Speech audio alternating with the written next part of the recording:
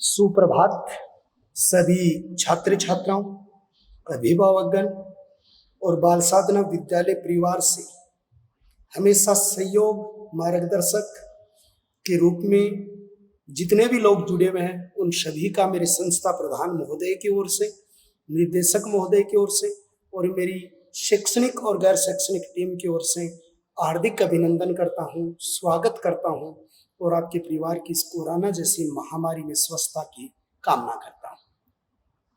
सभी मेरे छात्र छात्राओं को नमस्कार, ढेर सारी बधाइयाँ, ढेर सारी दुआ और ढेर सारा प्यार कि आप सब बच्चे अग्रिम समय में इस संस्था को बहुत अच्छी बुलंदियों तक अच्छे रिजल्ट देकर पहुंचाएंगे।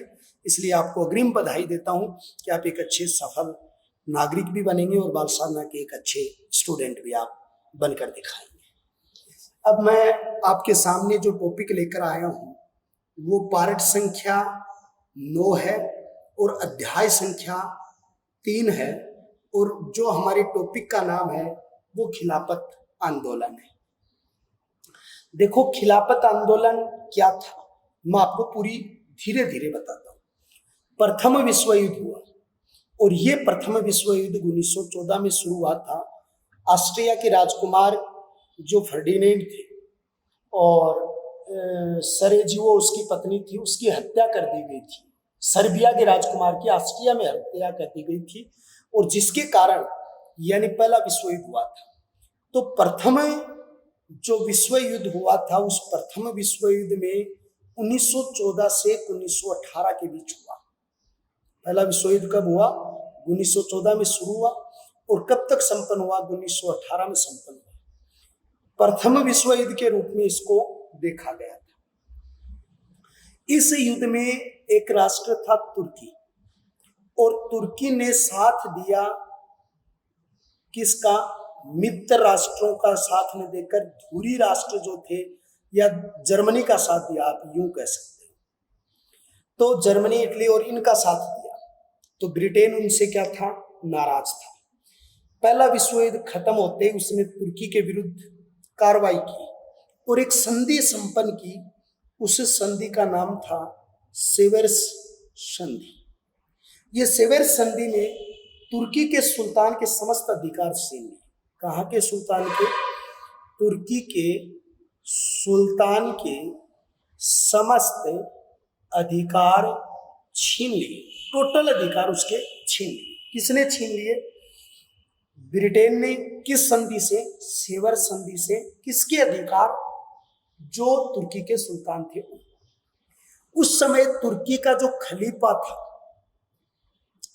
वो विश्व के संपूर्ण मुस्लिम जगत का खलीफा माना जाता, यानी संपूर्ण मुसलमानों का एक सम्मान सूचक माना जाता था, एक सम्मान योग्य बात मानी जाती थी। ऐसा कहा जाता है कि भारत में खिलाफत आंदोलन का नेतृत्व है उस समय मुसलमानों को जो संगठित करने का काम किया था वो महमूद अली और शौकत अली नामक व्यक्ति ने किया। किसने किया? महमूद अली और दूसरा व्यक्ति जो था वो शौकत अली ने किया था। किसने किया था? महमूद अली ने किया था और शौकत अली ने किया था।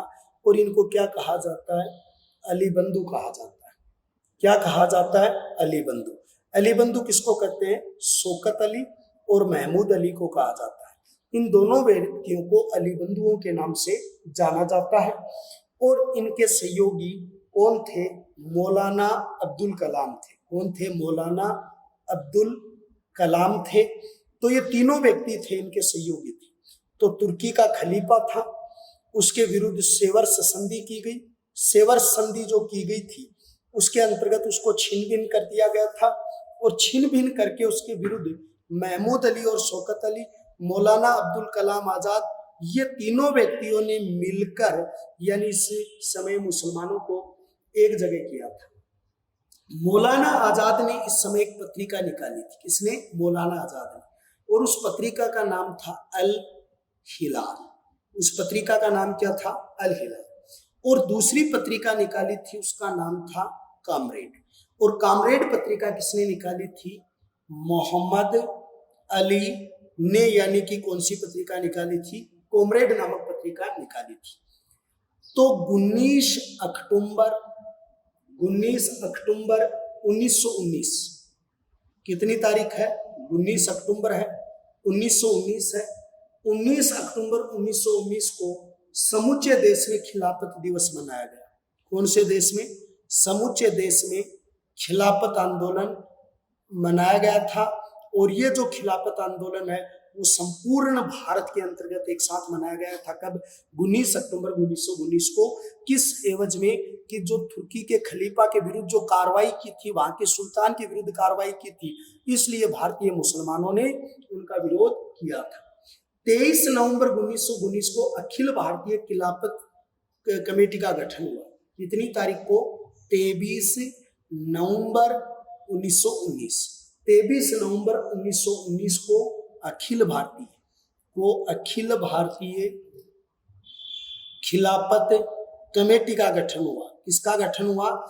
यानी 23 नवंबर 1919 को अखिल भारतीय खिलाफत कमेटी का गठन हुआ था। तो खिलाफत कमेटी का गठन कब हुआ?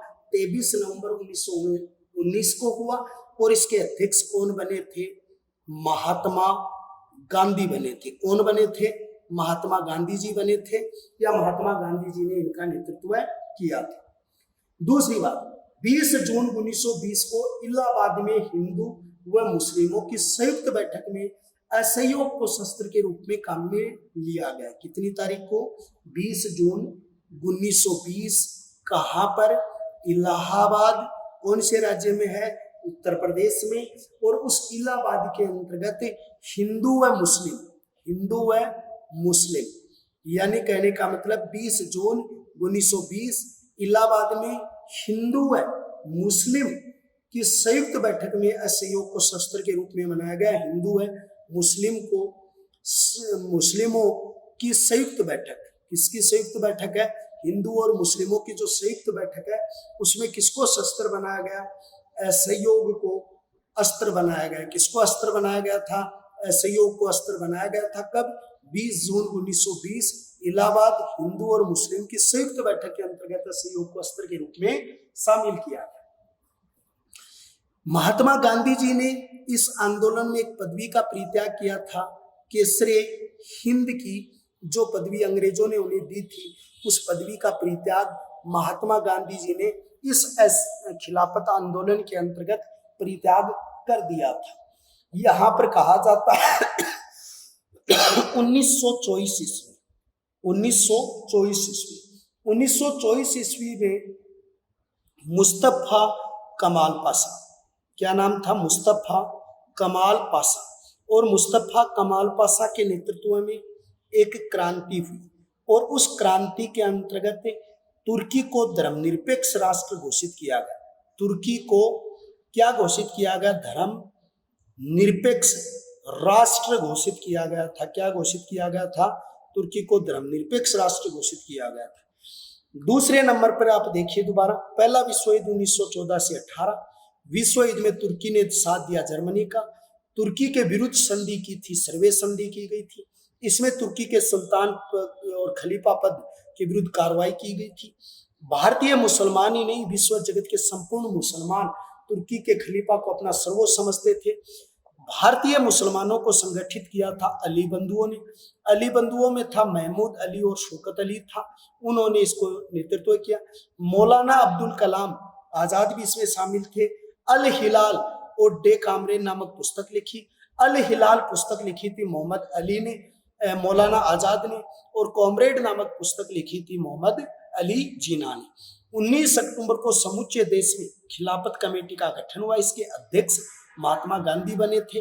23 नवंबर को अखिल भारतीय खिलाफत कमेटी थी, उसने कार्य शुरू किया। 20 जून 1920 को इलाहाबाद में मुस्लिम और हिंदुओं की संयुक्त बैठक हुई। उसमें कहा कि हम ब्रिटिश सरकार का सहयोग नहीं करेंगे और केसरे हिंद की पदवी का परित्याग महात्मा गांधी जी ने किया और नेतृत्व क्रांति के तुर्की को धर्मनिरपेक्ष राष्ट्र घोषित कर दिया गया था। इसके बाद में एक आंदोलन चलाया गया, वो असहयोग आंदोलन है। कौन सा आंदोलन है? असहयोग आंदोलन है। कौन सा आंदोलन है? असहयोग आंदोलन। असहयोग आंदोलन का मुख्य कारण क्या था? रोलेक्ट एक्ट था। पहला कारण क्या था? रोलेक्ट एक्ट था। रोलेक्ट एक्ट के बारे में मैंने कल डिटेल बताई थी। बिना अपील, बिना दलील, वकील किसी भी संदेह आधार पर गिरफ्तार किया जा सकता है। असहयोग आंदोलन का दूसरा कारण था जलियांवाला बाग। कौन सा काम था? कारण था जलियांवाला बाग। और जलियांवाला बाग हत्याकांड कब हुआ? 13 अप्रैल 1919 को हुआ। अमृतसर के अंतर्गत हुआ। कल इसकी डिटेल बताई थी मैंने आपको। ये दूसरा कारण रहा। और जलियांवाला बाग पर एक कमेटी का गठन हुआ था। उसका नाम क्या था? हंटर कमेटी था। हंटर कमेटी का इस पर क्या हुआ था? गठन हुआ था। और हंटर कमेटी में तो वैसे लॉलीपॉप ही तो दिया था कि भाई उसको अपराधी घोषित करते, उसको सजा तो दी नहीं थी, तो इसके कारण वो एज ए लॉलीपॉप ही थी। दूसरा लॉलीपॉप का मतलब मैं समझाना चाह रहा हूं कि उसको एक चिगम जिसको आप कहते हो, एक गोली देना आप जिसको कह सकते हो, एक फॉर्मेलिटी जिसको कहते हो। दूसरा इसका एक कारण था कि तुर्की के विरुद्ध जो कार्रवाई की गई थी खलीफा के विरुद्ध, ये 4-5 ऐसे कारण थे भारत के अंतर्गत जिस समय यानी भारत में असहयोग आंदोलन की जो पृष्ठभूमि जो थी वो तैयार हो रही थी।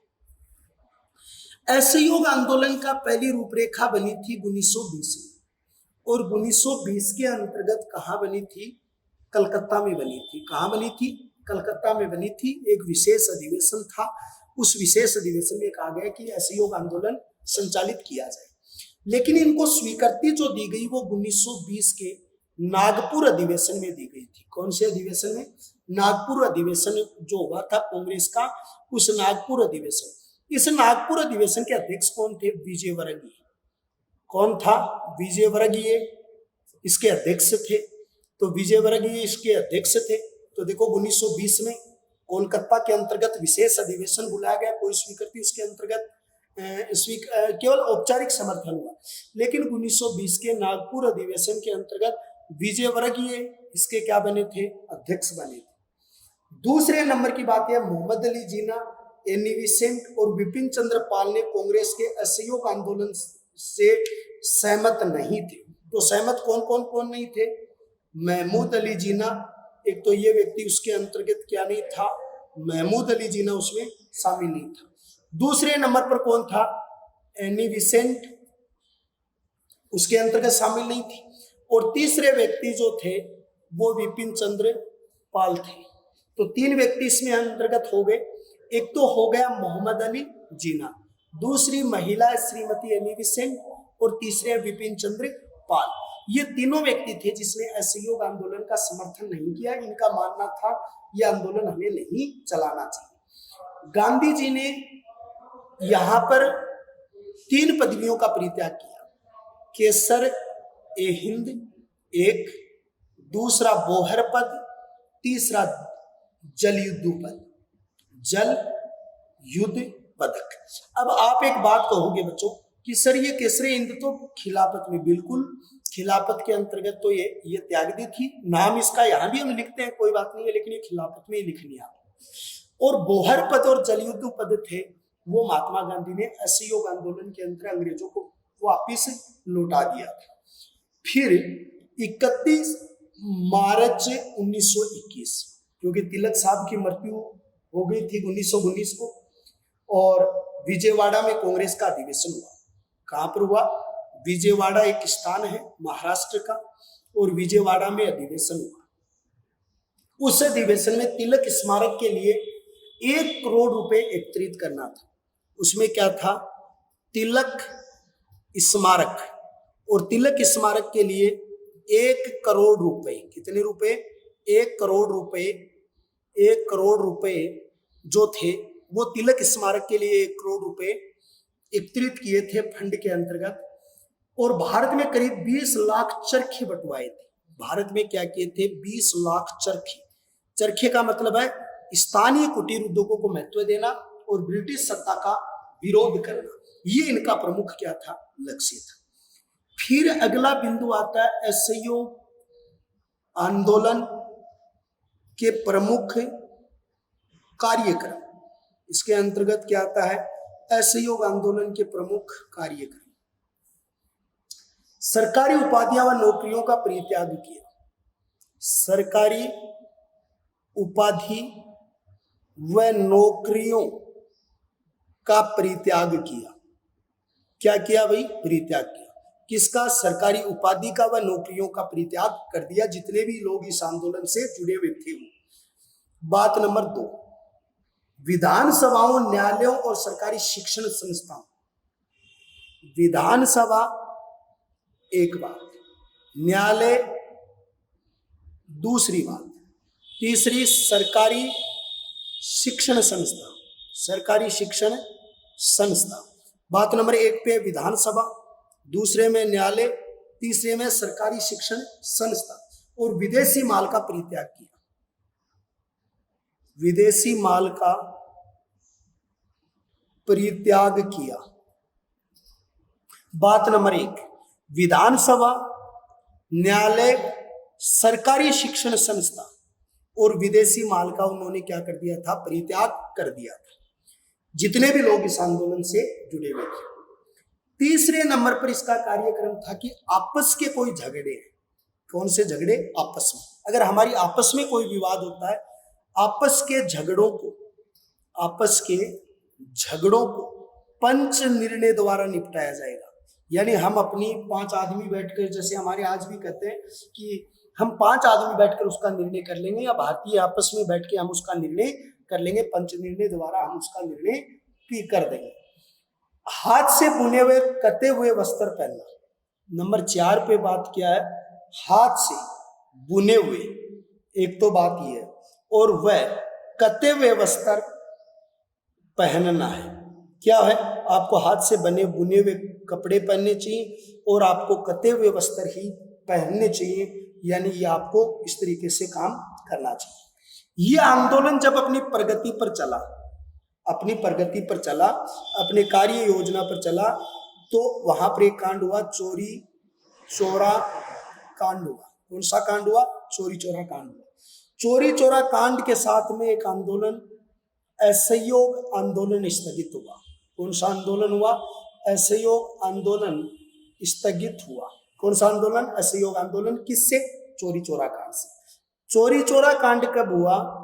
5 फरवरी 1922। अच्छा, चोरी चोरा जगह कहाँ है? गोरखपुर। यानी जो आदित्यनाथ योगी का संसदीय क्षेत्र भी था, जो वर्तमान समय में यूपी के सीएम हैं, उस गोरखपुर क्षेत्र की चौकी थी, पुलिस चौकी है। गोरखपुर है वो किसका हिस्सा? उत्तर प्रदेश का। और आदित्यनाथ योगी है वो यहाँ से सांसद बने थे, तो उस पे भी आपको इसका नाम लिखना।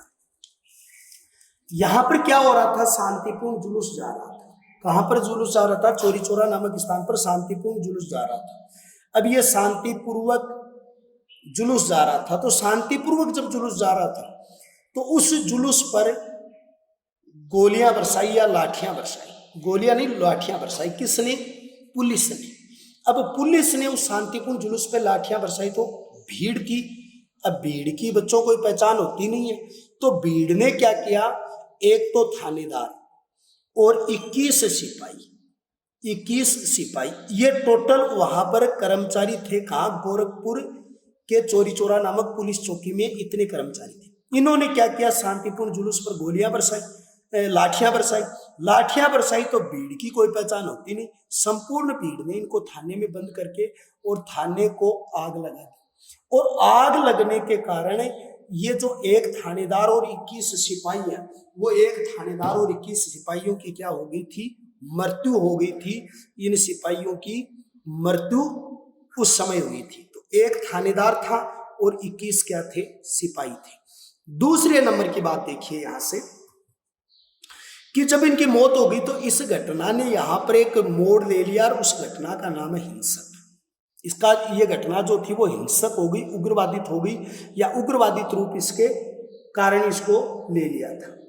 ऐसा कहा जाता है कि इस हिंसक घटना के कारण 12 फरवरी सन 1922 को महात्मा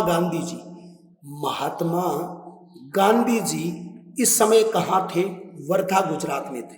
तो 12 फरवरी 1922 को महात्मा गांधी जी ने वर्धा, गुजरात में थे, वहां पर असहयोग आंदोलन के स्थगन की घोषणा कर दी, क्योंकि गांधी जी का एक ही मानना था कि मेरे द्वारा संचालित किया गया आंदोलन शांतिपूर्ण होगा, मैं किसी के कष्ट नहीं देना चाहता। लेकिन जब इस घटना से हिंसक रूप धारण कर लिया था, तो उस हिंसक घटना के कारण उन्होंने कहा कि मैं अब इस आंदोलन को संचालित नहीं कर सकता, और उसने इसको क्या कर दिया, स्थगित कर दिया। इस आंदोलन के बारे में सुभाष चंद्र बोस ने इसे बालदर्शे कहा, बालदर्शे या अत्यंत कष्टदायी बताया था। क्यों? क्योंकि अब आंदोलन प्रगति पर था, और सुभाष चंद्र जी बोस का मानना था अगर अब भारतीय मिलकर चाहते तो हम एक स्वतंत्रता की अलग मिसाल जगा देते, अगर यहाँ स्थगन नहीं होना चाहिए था। यहाँ बालदर्शे का मतलब तो क्या है कि बालदर्शे का मतलब तो यहाँ पर यह है कि जैसे छोटे बच्चे हैं जो खेलने के लिए छोटे छोटे मकान होने का निर्माण करते हैं, और उसमें एक बात आती है मैं ही खेला मैं ही बुझाना है, ये जो शब्दावली आती है उसको बालदर्शे कहते हैं। अत्यंत कष्टदायी का मतलब इस समय गांधी जी को ऐसा नहीं करना चाहिए था। इससे रुष्ट कई लोग हो गए, जैसे एक तो मोतीलाल नेहरू रुष्ट हुए जो जवाहरलाल नेहरू के पिता थे, और एक चित्तरंजन दास थे। ये इतिहास में किसके नाम से प्रसिद्ध है? देश बंधु के नाम से प्रसिद्ध है। किसके नाम से प्रसिद्ध है? देश बंधु के नाम से प्रसिद्ध है। चित्तरंजन दास राजनीतिक गुरु है। कौन से गुरु हैं? राजनीतिक गुरु हैं। किसके? सुभाष चंद्र बोस के राजनीतिक गुरु हैं। तो सुभाष चंद्र बोस के राजनीतिक गुरु चित्तरंजन दास और मोतीलाल नेहरू ने मिलकर 1923 में स्वराज्य पार्टी का गठन किया। किसका गठन किया? स्वराज्य पार्टी का। तो स्वराज्य पार्टी का गठन किसने किया? मोतीलाल नेहरू और देशबंधु चित्तरंजन दास ने। चित्तरंजन दास किसके राजनीतिक गुरु थे? सुभाष चंद्र बोस के। सुभाष चंद्र बोस ने इस घटना को एक कष्टदायी बताया, बालदर्शे से इसकी समीक्षा की गई। इसके बाद में एक अगला टॉपिक शुरू होता है, साइमन कमीशन। इसके आगे जो एक टॉपिक शुरू होता है जिस टॉपिक का नाम है साइमन कमीशन। साइमन कमीशन क्या चीज है वो देखिए। 1919 के अधिनियम में ये प्रावधान था, एक अधिनियम पारित हुआ 1919, और 1919 के अधिनियम में प्रावधान था, 1919 के अधिनियम में यह प्रावधान था कि 10 वर्ष बाद में इस अधिनियम की समीक्षा की जाएगी। कितने वर्ष बाद? 10 वर्ष बाद इस अधिनियम की समीक्षा की जाएगी। ठीक। अब क्या हुआ कि 10 वर्ष तो होंगे 1929 में, लेकिन परिस्थितियां विपरीत हो गई थी, क्योंकि उस समय स्वराज्य दल का गठन होना, उसके बाद में महात्मा गांधी जी का बेलगांव में अधिवेशन के अध्यक्ष बनना, बारदोली किसान आंदोलन चलना, ये ऐसे घटनाक्रम हो गए थे कि उन घटनाक्रमों के अंतर्गत एक सबसे बड़ी चीज यहां पर आई थी कि ये जो साइमन कमीशन था उसे 10 वर्ष की बजाय 2 साल पहले 1927 में इसका क्या कर दिया? गठन कर दिया।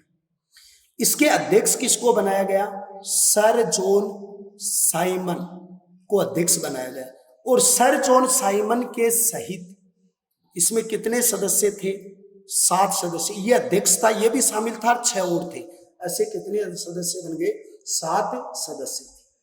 इसे कमीशन को व्हाइट मैन कहा जाता है। इसको आप सर जॉन साइमन सही था, साइमन कमीशन भी इसको कहते हैं, और व्हाइट कमीशन भी इसको कहा जाता है, या व्हाइट कमीशन के नाम से इसको संबोधित किया जाता है। कांग्रेस, हिंदू सभा और मुस्लिम लीग ने इसके विरोध की घोषणा की। एक तो हमारी भारतीय राष्ट्रीय कांग्रेस थी, कांग्रेस ने, और दूसरी कांग्रेस के बाद हिंदू सभा, और हिंदू सभा के अलावा मुस्लिम लीग। ये 3 थे भाई, कांग्रेस, हिंदू सभा और मुस्लिम लीग। कांग्रेस, हिंदू सभा और मुस्लिम लीग तीनों ने इसका विरोध किया। तीनों ने इसका विरोध किया कि हम इसका सहयोग नहीं करेंगे। ये सर जॉन साइमन और कमीशन जो था ये कब पहुंचा उसकी डिटेल देखिए। 3 फरवरी 1928 ईस्वी को मुंबई पहुंचा। कहां पहुंचा? मुंबई पहुंचा।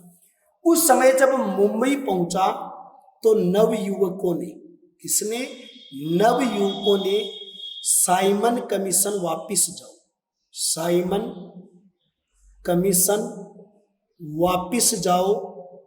वापिस जाओ के नारे दिए। क्या दिए? साइमन कमीशन वापिस जाओ के नारे दिए और काले झंडे दिखाए। क्या दिखाए? काले झंडे दिखाए। तो साइमन कमीशन वापिस जाओ, काले झंडे दिखाए और ये नारे उस समय उनके द्वारा दिए गए।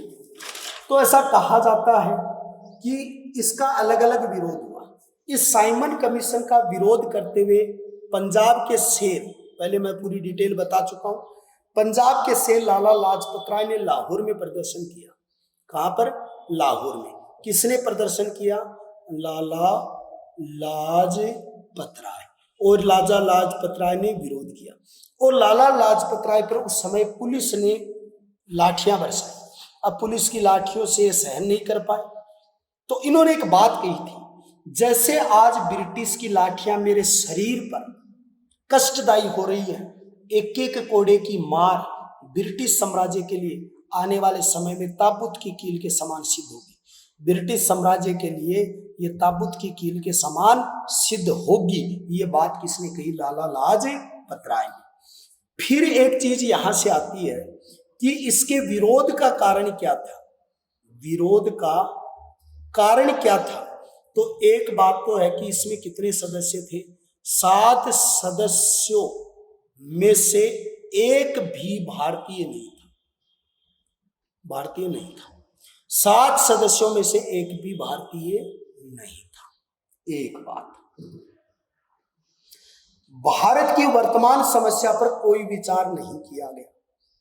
भारत में क्या समस्या है? भारत की वर्तमान समस्या पर कोई विचार नहीं किया गया कि क्या करना चाहिए। और औपनिवेशिक राज्य, औपनिवेशिक साम्राज्य की स्थापना की बात नहीं की। औपनिवेशिक साम्राज्य की स्थापना की क्या नहीं की? बात नहीं की। 7 सदस्यों में से एक भी भारतीय नहीं। भारत की वर्तमान समस्या पर कोई विचार नहीं है। औपनिवेशिक साम्राज्य की स्थापना की बात नहीं कही गई थी। ये बातें उस समय आई थी जिसके कारण विरोध हुआ था। दूसरी बात है सविनय अवज्ञा आंदोलन। कौन सा आंदोलन? सविनय अवज्ञा आंदोलन। सविनय अवज्ञा आंदोलन हुआ 30 दिसंबर 1929। कितनी तारीख को हुआ? 30 दिसंबर 1929। कहां पर अधिवेशन हुआ? कांग्रेस अधिवेशन हुआ। कांग्रेस अधिवेशन हुआ। कब हुआ? 30 दिसंबर 1929 को कांग्रेस अधिवेशन हुआ। यह अधिवेशन कहां हुआ था? लाहौर में हुआ था। और इसके अध्यक्ष कौन थे? पंडित जवाहरलाल नेहरू इसके अध्यक्ष थे। और इसके अध्यक्षता में पूर्ण स्वराज्य का विधेयक पारित हुआ। पूर्ण स्वराज्य का विधेयक भी कह सकते हो, संकल्प भी कह सकते हो, ये पारित हुआ। पूर्ण स्वराज्य का विधेयक और संकल्प का मतलब होता है कि यहां पर एक पूर्ण रूप से हम स्वतंत्र होंगे। अब इस सविनय अवज्ञा आंदोलन की शुरुआत कब हुई? वो हुई दांडी मार्च से। दांडी मार्च कब हुआ? 12 मार्च 1930 को। और कब संपन्न हुई? 6 अप्रैल 1930। 12 मार्च 1930, 6 अप्रैल 1930। कहां से शुरू हुई? साबरमती आश्रम से दांडी समुद्र तट तक। कहां तक? दांडी समुद्र तट। कहां से? साबरमती आश्रम से दांडी समुद्र तट तक। कितने किलोमीटर की थी? 240 मील। कितने कार्यकर्ता थे? 78 कार्यकर्ता थे। कितने दिन की यात्रा थी? 24 दिन की पैदल यात्रा थी। और कहा जाता है इस तरीके से 6 अप्रैल को यानी कि गांधी जी कहां पहुंचे? दांडी पहुंचे। एक प्रश्न और बताऊं आपको, साबरमती आश्रम की स्थापना कब हुई थी? तो स्थापना 1916 में हुई थी। और यानी साबरमती आश्रम में दांडी समुद्र तट तक 240 मील की यात्रा की, 78 कार्यकर्ता थे और 24 दिन की पैदल यात्रा के बाद गांधी जी ने अपने हाथों से नमक बनाकर ये कानून तोड़ा और उस कानून के साथ ही सविनय अवज्ञा आंदोलन की क्या हो गई थी, शुरुआत हो गई थी। अब सविनय अवज्ञा आंदोलन की डिटेल हम अगली क्लास में आपको बताएंगे। प्रिय विद्यार्थियों, आप बहुत गहनता से पढ़ेंगे, इसकी पीडीएफ देखेंगे, अच्छे तरीके से इसका अध्ययन करेंगे और अगली क्लास के अंतर्गत सविनय, भारत छोड़ो आंदोलन और कुछ घटनाक्रम बताएंगे। अगली क्लास में आपका लगभग टॉपिक पूरा हो जाएगा। फिर विश्व के इतिहास का जो चौथा पार्ट है उसमें हम अध्ययन करेंगे। तब तक आप स्वस्थ रहें, पढ़ते रहें, यूं ही आगे बढ़ते रहें। मेरी दुआएं, मेरा आशीर्वाद, मेरा स्नेह हमेशा आपके साथ है। एक दिन आप अपने माता पिता का नाम रोशन करो, ऐसी मेरी आपसे शुद्ध भावनाएं। जय हिंद।